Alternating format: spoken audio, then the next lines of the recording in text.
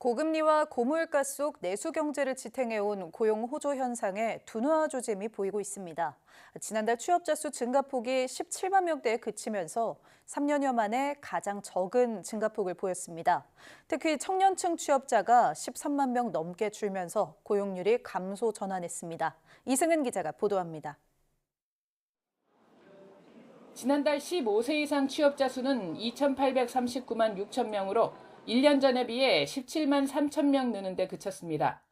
코로나19 사태 영향으로 지난 2021년 2월 47만 3천 명 줄어든 뒤 3년 1개월 만에 가장 적은 증가폭입니다. 작년 3월 큰 폭의 증가에 따른 기저, 그리고 기후 영향에 따른 농림업 취업자 감소 등으로 증가폭은 전월에 비해서 축소되었고 실업자는 증가하는 모습을 보였습니다. 특히 15세에서 29세 청년층 취업자가 1년 전에 비해 13만 명 넘게 감소해서 모든 나이대 가운데 가장 많이 줄었습니다. 청년층 취업자는 17개월 연속 줄고 있는데 이 같은 감소폭은 8달 만에 최대입니다. 이에 따라 청년층 고용률은 1년 전보다 0.3%포인트 하락한 45.9%를 기록하며 6달 만에 하락세로 돌아섰습니다.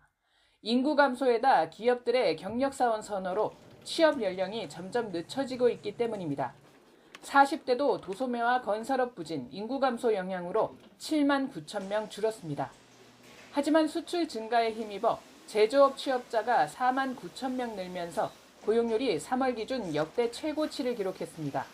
정부는 가팔랐던 취업자 증가세가 다소 조정받고 있다며 내수 회복 지원과 건설 수주 부진을 고용 호조세 제약 요인으로 꼽았습니다.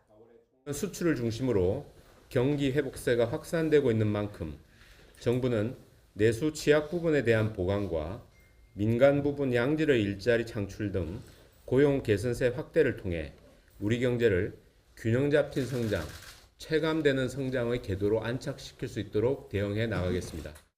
정부는 청년과 여성 등 고용 취약계층 지원을 포함한 사회 이동성 개선 방안과 중소기업 성장 사다리 강화 방안 등 일자리 대책을 잇따라 발표할 예정입니다. YTN 이승은입니다.